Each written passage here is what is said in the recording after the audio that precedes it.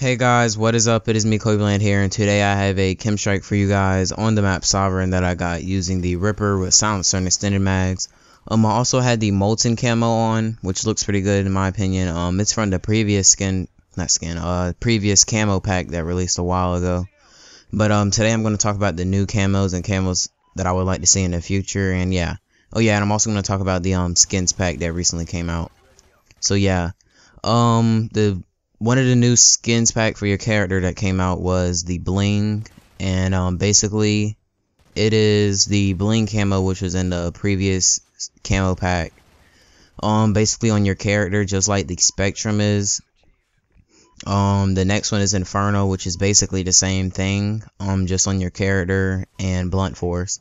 I don't know why they did this. I guess they just came up that they couldn't think of any more ideas, and I think they really are going too far. I think they really do just want the money.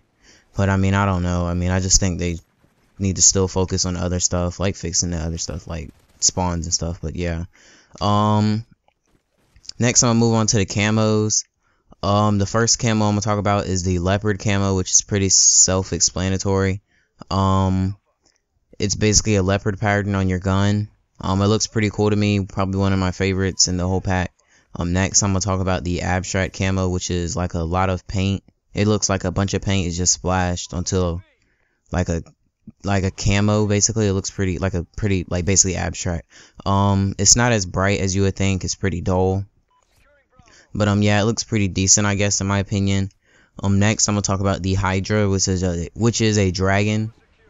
It looks pretty cool to me. It kind of reminds me of Bruce Lee. I don't know why. It just looks pretty cool. Probably like my second favorite. The next one is the skulls, which pretty much looks like the heavy metal to me. You kind of can't see what's going on. It looks pretty much similar to the heavy metal, basically. Basically identical to me, kind of.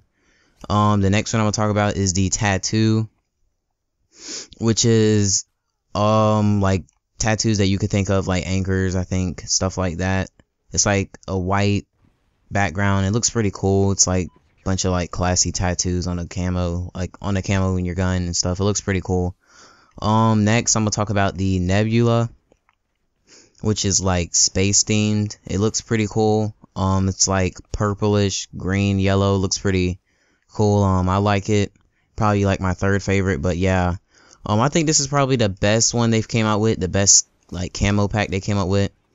So definitely my favorite would probably be the Hydra and Leopard and Nebula. The rest I don't really care for, because I've heard that the I don't have the abstract, but I've heard that it looks really dull on your gun and doesn't look as bright. But yeah. Also I'm gonna talk about what camos I would like to see in the future. I would also like to see 3D moving camos like they had on Black Ops 2. Like they had I think they had a zombie one that moved. I think they had I know they had the dragon, I think. That was pretty cool. If y'all can remember that. Yeah, I'd like to see that on this game. Looks pretty. I'd like to see how Infinity Ward would do it that. But yeah, I mean, this is probably the best camo pack they've came up with. My opinion on the character skin pack. I don't think they should have done that. I think they just, I don't know why they did that. I guess they just came up, they couldn't think of any more ideas and really just were trying to aim for money. But people are gonna buy it, so I don't see why not do it. But yeah. Something else that came out with these camos that people may not know, they nerfed the Vector, which was really overpowered to me. People were just running around using armor piercing and full, I think it's called, I don't know what it's called, armor piercing, and muzzle brake. Yeah, armor piercing and muzzle brake. I was about to say F and J, that's what I was thinking of. I was thinking of MW2 or something. But yeah, people are really overusing that gun. I'm kind of glad that it got nerfed. I wasn't a fan of it really, but it really was overpowered. Annoying to get killed by. Most people, I guess they just watched GBs and wanted to just try to be like Optic or something. Most people were just tryharding, and the gun was really overpowered, close to the Bison. And I think a good way to avoid stuff like that happening is to not let people know when you buff a gun, or just to not buff a gun. Like, don't buff a Bison and then tell everybody, hey, we buffed this gun, go use it, tell us what you think, because you already know everybody's going to use it. Nobody was using a Bison when the game first came out. Guarantee you, like, you hardly saw anybody as soon as they released that they buffed it. Bunch of faggots go out there, put muzzle brake, armor piercing on, camp in the corner, think they're good. Yeah, that's really annoying, but that's all I really had to talk about. I'm pretty glad that the Vector got nerfed.